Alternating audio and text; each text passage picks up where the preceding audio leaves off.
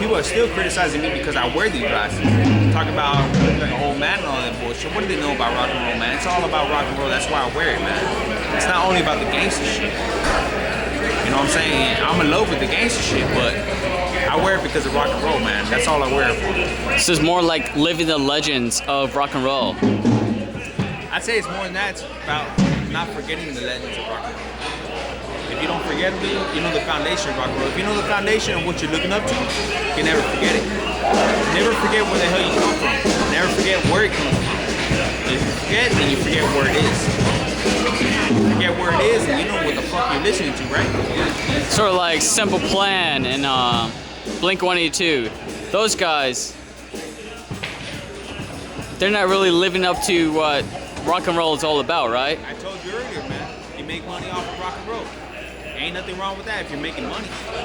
But it's more important to be a legend in rock and roll more than just making money off of it.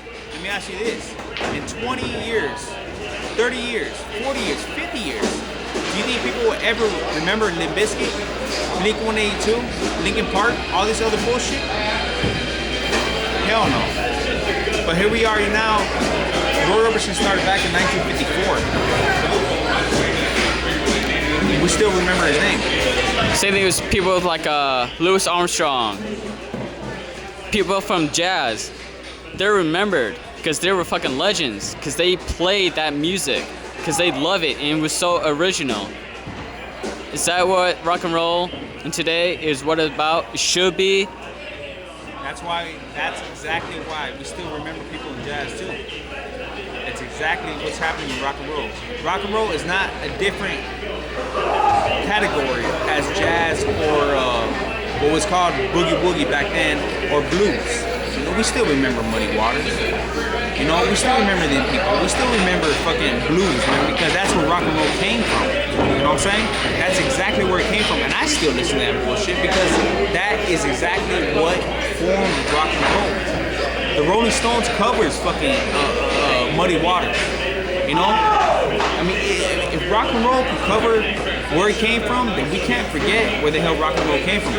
Rock and roll, a lot of people, if you ask the common person that knows, you know, a little bit about rock and roll, where did rock and roll come from? They're gonna say Buddy Holly. What did Buddy Holly look up to? They ain't gonna know shit. They ain't gonna know goddamn. Do they know anything about Billie Holiday? They know anything about it. It's about emotion. What we know as emo today, it ain't shit about the blues, man. The blues is fucking rock and roll, through and through.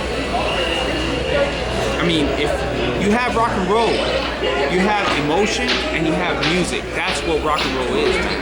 You can't forget that shit. You can't forget that shit at all. You forget about Billie Holiday, what the fuck are you? You ain't shit, man. You don't know shit about music.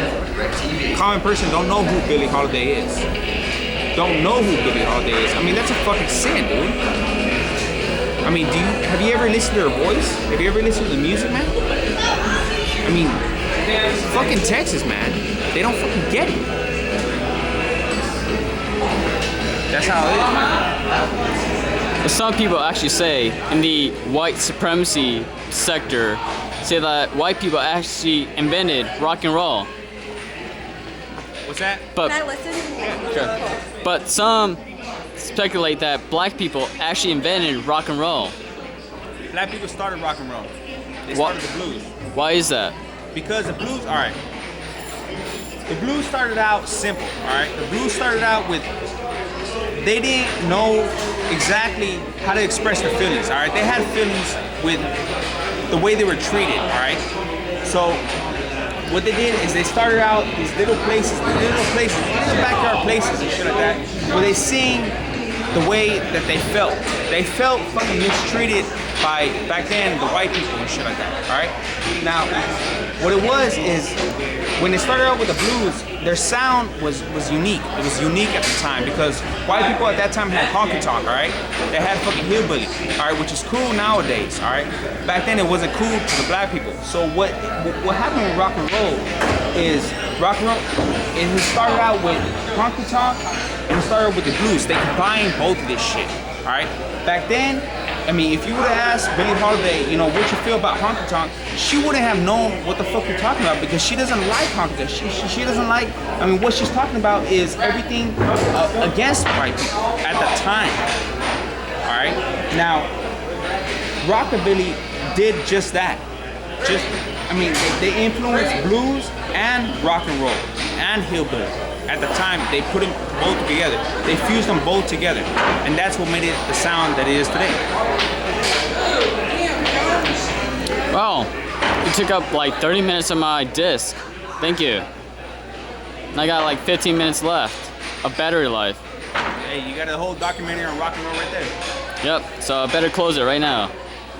In sequence, now.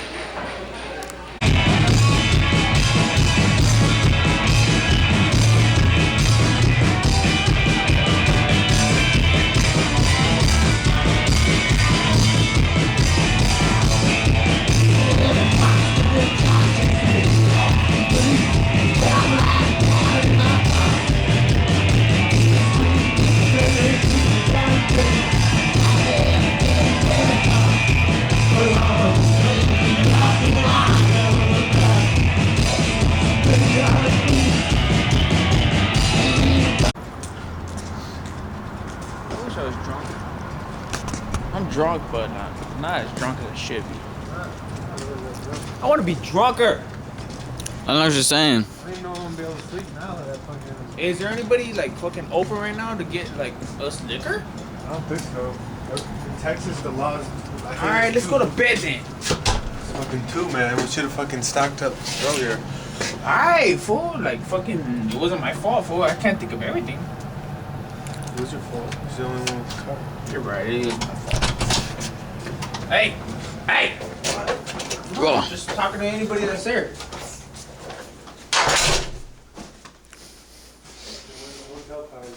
Where you going, bitch? This fucking stairs. Oh yeah, I thought it was right there. My bad.